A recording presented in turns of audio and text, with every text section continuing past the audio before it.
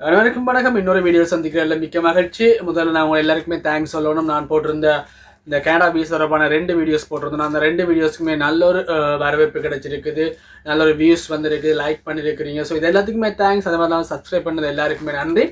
நீங்கள் இன்னும் சசிஎஸ்எல் ப்ளோக்கை சப்ஸ்கிரைப் பண்ணலாம், சப்ஸ்கிரைப் பண்ணிக்கொள்ளுங்க. ஸோ அதன் மூலம் பல்வேறுபட்ட புதிய விடயங்கள், தெரிஞ்சு கொள்ள வேண்டிய விடயங்கள், தெரிந்த விடயங்களுடைய புதிய அப்டேட்ஸ் இது எல்லாத்தையுமே தெரிந்து கொள்ளக்கூடியதாக இருக்கும். ஸோ நாங்கள் வீடியோவில் இன்றைக்கு பார்க்க போகிறோம். மிக முக்கியமான விடயம் வந்து பார்த்தீங்கன்னா கனடாவுக்கான விசிட் விசாக்கான டாக்குமெண்ட்ஸஸ் என்னென்ன தேவைன்றது மட்டும்தான் அந்த வீடியோவில் பார்க்க போகிறோம். அதாவது நீங்கள் ரெடி பண்ண வேண்டிய டாக்குமெண்ட்ஸ் என்ன, இந்த டாக்குமெண்ட்ஸ் எல்லாமே நீங்கள் ரெடி பண்ணிட்டீங்கன்னு சொன்னால் நீங்கள் ஷுவராக வந்து நீங்களாகவே உங்களுக்காகவே நீங்கள் உங்களுடைய விசாவை அப்ளை பண்ணிக்கொள்ள இல்லை, எந்த ஒரு ஏஜென்சிக்கும் போக தேவையில்லை. மிக முக்கியமாக இன்றைக்கு வந்து கனடாவை பொறுத்த வரைக்கும், இலங்கையை பொறுத்த வரைக்கும், இலங்கையில் வந்து கனடாவுக்காக விசிட் விசா எடுக்கிறதுக்கு மட்டுமே ஏஜென்சிக்கு நாங்கள் கொடுக்குற பணத்தை பார்த்தீங்கன்னு சொன்னால் ஏறத்தாழ 1 கோடி 2 கோடி அதே மாதிரி 2.5 கோடி வரைக்கும் இன்றைக்கு கொடுத்து கொண்டிருக்கிறோம். இந்த என்னுடைய இந்த வீடியோ நீங்கள் பார்த்தீங்கன்னு சொன்னால் நீங்களாகவே உங்களுக்கான கனடாவுக்கான விசிட் விசாவை நீங்கள் செஞ்சு கொள்ள முடியும். அதன் மூலம் நீங்கள் கனடாவுக்கு வரதுக்கான பல்வேறுபட்ட வழிகள் இலகுவாக இருக்கும், இலகுவாக வந்து போகலாம். ஸோ உங்களுடைய கேஷை நீங்கள் மிச்சம் பிடிச்சிக்கொள்ளலாம். இதில் உங்களுக்கு தேவையான கேஷ் வந்து மொத்தம் பார்த்தீங்கன்னு சொன்னால் உங்களோட பேங்க்ல ஒரு பேலன்ஸ் ஒன்று இருக்கணும். அது எவ்வளோன்றதை நான் சொல்கிறேன். நீங்கள் அதே மாதிரி என்னென்ன டாக்குமெண்ட்ஸ் தேவை, இந்த டாக்குமெண்ட்ஸ் எப்படி யூஸ் பண்ணணும், எவ்வாறு நீங்கள் அந்த டாக்குமெண்ட்ஸை ரெடி பண்ணி வச்சிருக்கணும் பிஃபோர் அப்ளிகேஷன்ஸ், இதுதான் நீங்கள் பார்க்க போகிறோம். ஸோ இதுக்கு அடுத்த வீடியோ பார்த்தீங்கன்னு சொன்னால் நான் போட போகிற வீடியோ வந்து கனடாக்கான விசிட் விசா எப்படி அப்ளை பண்ணுறது, ஏஜென்ட்ஸ் யாருமே இல்லாமல் நீங்கள் உங்களுக்கான விசா எப்படி அப்ளை பண்ண முடியுன்றதை நான் இந்த வீடியோ எண்டில் வந்து உங்களுக்கு சொல்கிறேன். என்னுடைய அடுத்த வீடியோவை நீங்கள் எதிர்பார்த்துருங்க. அது இன்னும் 2-3 நாள் அந்த வீடியோ வரும். அந்த வீடியோவில் உங்களுக்கு கட்டாயம் நான் எப்படி இந்த விசிட் விசாக்கான அப்ளிகேஷன் செய்யணும்னு சொல்லி பார்ப்போம். இங்கே நாங்கள் பார்க்க போகிறது என்னென்ன டாக்குமெண்ட்ஸ் தேவை, அது எப்படியான விடயங்கள் தேவை, எதற்கு அந்த டாக்குமெண்ட்ஸ் தேவைன்றதான் பார்க்க போகிறோம். இதுக்கு முதல் நான் இன்னொரு விடயம் உங்களுக்கு சொல்லிக்கொள்ளணும். நான் வந்து எந்த ஒரு ஏஜென்சியுமே செய்யலை. ஸோ எனக்கும் எந்த ஒரு ஏஜென்சியும் தெரியாது. என்கிட்ட வந்து கமெண்ட்ஸில் கேட்டிருந்தீங்கன்னா நல்ல ஏஜென்ட்ஸ் யாராவது தெரிஞ்சால் சொல்லுங்கள், யாரை வச்சு நீங்கள் கனடா போவேலும், நீங்கள் எப்படி போனீங்கன்னு சொல்லி. ஸோ நான் சொல்கிறது வந்து கனடாவை பொறுத்த வரைக்கும் ஏஜென்சி இல்லாமல் நீங்களா அப்ளை பண்ணி எப்படி வரையலும்ன்றதுக்கான ஒரு வழிகாட்டில் தான் நான் உங்களுக்கு வழங்குறேனே தவிர எந்த ஒரு ஏஜென்சியை நான் ப்ரொமோட் பண்ணவோ அல்லது நான் ரெக்கமெண்ட் பண்ணவோ மாட்டேன். தயவு செஞ்சு நட்டதை கேட்க வேண்டாம் இல்லையா. ஸோ நான் அதில் விருப்பம் இல்லை. உங்களுக்கு ட்ரஸ்டான ஏஜென்சி ஒரு ஆள் இருந்துச்சுன்னா, நம்பிக்கையான ஆள் இருந்தால் உங்களோட சுய நம்பிக்கையில் சுய நாலேஜில் நீங்கள் அதை எடுத்துக்கொள்வது பெட்டராக இருக்கும்னு நான் நினைக்கிறேன்.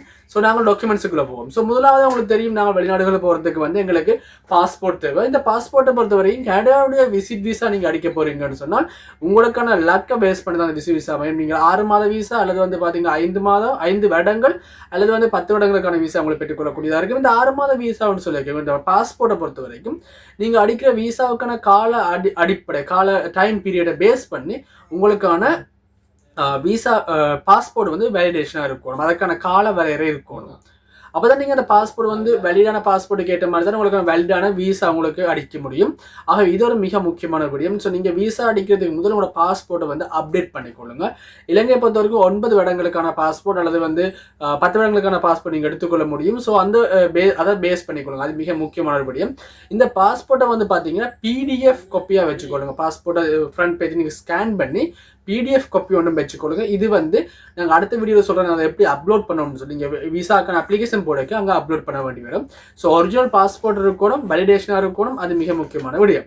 இதற்கு 2வது பார்த்தீங்கன்னு சொன்னால் உங்களுடைய பர்சனல் டாக்குமெண்ட்ஸ். 2வது டாக்குமெண்ட்ஸ் இப்போ வந்து உங்களுக்கான பர்த் சர்டிஃபிகேட். உங்களோட பர்த் சர்டிஃபிகேட் வந்து ஒரிஜினல் பர்த் சர்டிஃபிகேட் இருக்கணும்ன்றது மிக முக்கியமான ஒரு விடயம்.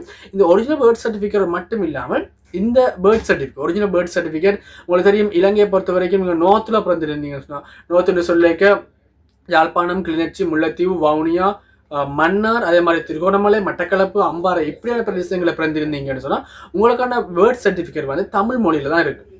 பெரும்பாலும் தமிழ் மொழியில் இருக்கும். இப்போ வந்து எல்லாமே இங்கிலீஷ் மொழியில் எடுத்துக்கொள்ள முடியும். முதல் வந்து ஸ்டார்ட்ல இருக்கிற ஆட்களுக்கு தமிழ் மொழிலாம் இருக்கும்.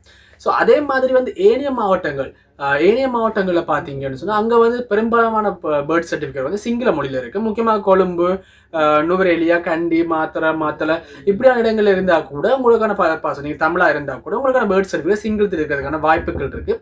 ஈவன் வவுனியாலேயே உங்களுக்கான பாஸ்போர்ட்ஸ் எல்லாம் பர்த் சர்டிஃபிகேட்ஸ் வந்து சிங்களத்துலாம் இருக்குது.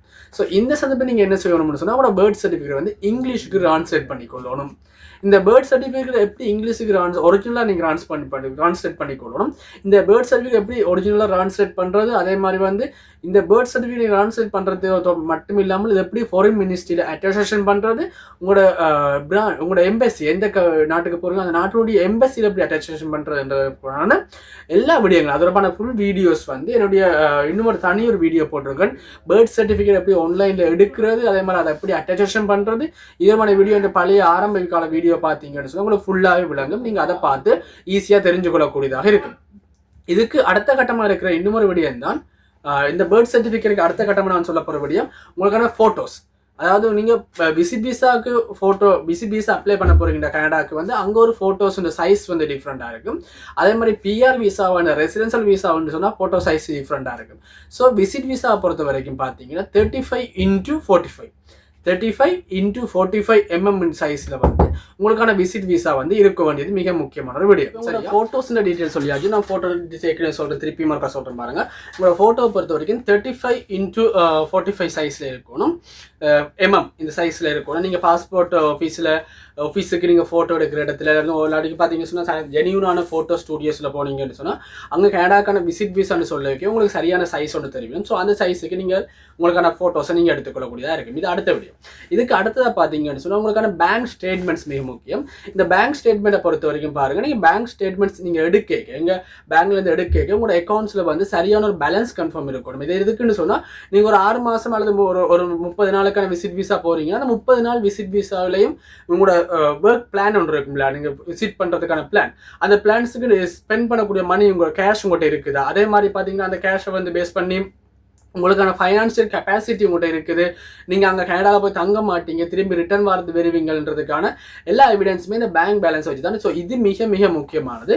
எல்லாரும் பார்த்தீங்கன்னா இங்கே இந்த இடத்துல விடுற பிழை எப்படின்னு சொன்னால் ஒரு கனடாக்கான விசா போட போகிறதுக்கு முதல் வந்து ஒரு 50 லட்சம் ரூபா அல்லது வந்து 20 லட்சம் 30 லட்சம் ரூபாய் கேஷை வந்து டிபாசிட் பண்ணிட்டு பேங்க் பேலன்ஸை காட்டுறது.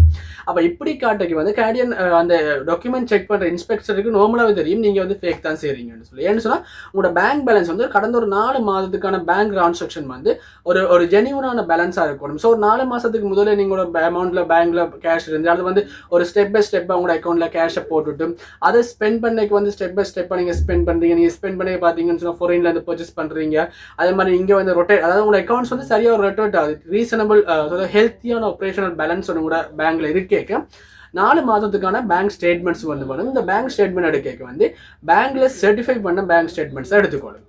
இதுக்கு அடுத்த கட்டமாக நீங்கள் பார்த்தீங்கன்னு சொன்னால் உங்களுக்கான பேங்க் பேலன்ஸ் கன்ஃபர்மேஷன் வேணும். இந்த பேங்க் பேலன்ஸ் கன்ஃபர்மேஷனில் பாருங்கள், மிக முக்கியமாக உங்களுக்கான இருக்கிற பேங்க்ல 3 அக்கௌண்ட் ஓப்பன் பண்ணியாலும் saving account, current account, fix deposit account. So இந்த 3 அக்கௌண்ட்ஸ் பேலன்ஸையும் சேர்த்தது தான் உங்களுக்கான பேலன்ஸ் கன்ஃபர்மேஷன் கட்டாயம் கிடைக்கும். ஸோ நீங்கள் கனடாக்கு போறீங்கன்னு சொல்லி உங்களோட பேங்க்ல ரிக்வஸ்ட் பண்ணீங்கன்னு சொன்னால் ஸ்பெஷலாகவே உங்களுக்கான பேங்க் பேலன்ஸ் கன்ஃபர்மேஷன் கிடைக்கும். ஸோ அதுவும் அடுத்த டாக்குமெண்ட்ஸை நாங்கள் எடுத்துக்கொள்ளலாம்.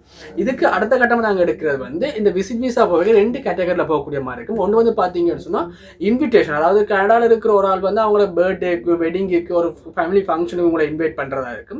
இது இன்விடேஷன் பேஸ் பண்ணி போகிறது. இது இல்லாமல் நீங்கள் இண்டிபெண்டாகவே விசிட் பண்ண போகிறது, டூரிஸ்டாக போகிறது. இப்போ நீங்கள் வேறு நாடுகள், நிறைய நாடுகளுக்கு விசிட் பண்ணியிருக்கிறீங்க, மலேசியா, சிங்கப்பூர், துபாய், இதுவரைக்கெல்லாம் விசிட் பண்ணியிருக்கிறீங்க சொன்னால் கனடாக்கு நீங்கள் வாரத்துக்கு முதல் உங்களுக்கான விசிட் இந்த விசா இன்விடேஷன் வந்து தேவையில்லை. ஸோ இது ஆப்ஷனல் டாக்குமெண்ட்ஸ் தான். இதில் நான் ஆப்ஷன் நீங்கள் விசிட் விசாவுக்கு டாக்குமெண்ட்ஸ் இன்விடேஷன் இல்லாமலே போட்டுக்கொள்ளலாம். இன்விடேஷன் எடுக்கணும்னு சொன்னால் பெட்டர், அது வந்து இலகுவாக இருக்குது. சரியா? இதுக்கு அடுத்த கட்டமாக பார்த்தீங்கன்னா உங்களோட கம்பெனியில் வந்து நீங்கள் கம்பெனியால் உங்களுக்கு தர ஒரு ரெக்கமெண்டேஷன் மாதிரி, அதை வந்து நீங்கள் கம்பெனிட்டு ஒரு ரிக்வஸ்ட் பண்ணணும். நான் எப்படி கனடாவுக்கு வந்து ஒரு 30 நாள் விசிட் விசாவில் போகிறேன், எனக்கு அதுக்கான அப்ரூவல் தாங்கன்னு சொன்னால் அப்போ கம்பெனி வந்து உங்களுக்கு அதை ரெக்கமெண்ட் பண்ணி தரும். உங்களை கன்ஃபார்ம் பண்ணி நீங்கள் எம்ப்ளாய், நீங்கள் 30 நாள் விசிட் விசாவில் டூரிஸ்டாக போகிறீங்க, திரும்பி வந்து கம்பெனியில் ஜாயின் பண்ணுவீங்கன்றதை உங்களோட கம்பெனி உறுதிப்படுத்தி தந்துச்சுன்னு சொன்னால் அதுவும் வந்து மிக மிக வேலிடாக இருக்கும். சரியா? இது வந்து மிக முக்கியம். அப்போ இதுக்கு பிறகு பார்த்தீங்கன்னு சொன்னால் இதுக்கு அடுத்த கட்டமாக இருக்கிறது வந்து உங்களோட டூரிஸ்டுக்கான பிளான். நீங்கள் வந்து ஒரு கனடியன் கவர்மெண்ட்டுக்கு, கனடியன் எம்பசிக்கு ஒரு லெட்டர் எழுதுவோம். எப்படின்னு சொன்னால் நாங்கள் டூரிஸ்டாக கனடாவுக்கு போகிறேன், அந்த கனடாவுக்கு டூரிஸ்டாக போக வைக்க வந்து என் பிளான் என்னது, நான் எந்த ஹோட்டலில் தங்க போகிறேன், எந்த டேட்டில் போக போகிறேன், எந்த ஹோட்டலில் தங்க போகிறேன், என் ரிட்டர்ன் டிக்கெட் என்னது, நான் ஒவ்வொரு நாளும் அதாவது டே 1, டே 2, டே 3 வந்து பிரீஃபாக எழுதாமல் ஷார்ட்டாக நான் இந்த டே 1 இந்த இடங்களை விசிட் பண்ண போகிறேன், டே 2 இங்கே விசிட் பண்ண போகிறேன், டே 3 வந்து இந்த வீட்டை விசிட் பண்ண போகிறேன், என்ன இடங்களுக்கு போக போகிறீங்க, அந்த இதெல்லாம் ஃபுல்லாக நீங்கள் எழுதிக்கணும். அதுக்கு நீங்கள் ஸ்பெண்ட் பண்ணுறதுக்கான டிக்கெட் எப்படி போகிறீங்க, பஸ்ஸில் போகிறீங்களா, அல்லது மாதிரி டிரான்ஸ்போர்ட்டேஷன் எப்படி, உங்களோட ஃப்ளைட்டா, இன்டர் ட்ரான்ஸ்போர்ட் ஃப்ளைட் இருக்குது, சிட்டி டு சிட்டி அதுகளுக்கு போகிறீங்களா, இது எல்லாமே, ஏதாவது பை கார் நீங்கள் எடுத்து ரெண்டிலோட போகிறீங்களா, இது எல்லா டீட்டெயில்ஸுமே நீங்கள் சரியாக அங்கே சொன்னீங்கன்னு சொன்னால் டாக்குமெண்ட்ஸ் உங்களை லெட்டரில் நீங்கள் மென்ஷன் பண்ணியிருக்கணும். நான் அடுத்த வீடியோவில் சொல்லுவேன் அது எப்படி இன்டர்வியூவில் எப்படி பாஸ் பண்ணுறது, அதை எப்படி எக்ஸ்பிளைன் பண்ணுறேன்னு சொல்லி. ஸோ அங்கே அதை பார்த்துக்கொள்வோம். ஸோ இதுதான் இந்த டாக்குமெண்ட். இதுக்கு அடுத்த கட்டமாக வந்து உங்களோட சொத்துக்கள், உங்களோட அசெட்ஸை வந்து வேல்யூவேட் பண்ணி, அதாவது இலங்கையில் வந்து சொத்து வேல்யூவேஷன் டிபார்ட்மெண்ட் இருக்கணும். ஸோ இந்த எஸ்டேட் வேல்யூவேஷன், ஸோ இந்த வேல்யூவேஷன் டிபார்ட்மெண்ட்டில் அப்ரூவ் பண்ணப்பட்ட ஆக்கட்டிலிருந்து உங்கள்கிட்ட இருக்கிற ஃபிக்ஸ் அசெட், உங்களோட பேரில் இருக்கிற வீடு, காணி, வாகனங்கள் இருந்தால் இது எல்லாத்தையும் வந்து என்ன செய்யலாம், நீங்கள் வந்து வேல்யூவேஷன் ரிப்போர்ட்டையும் எடுத்துக்கொள்ளலாம்.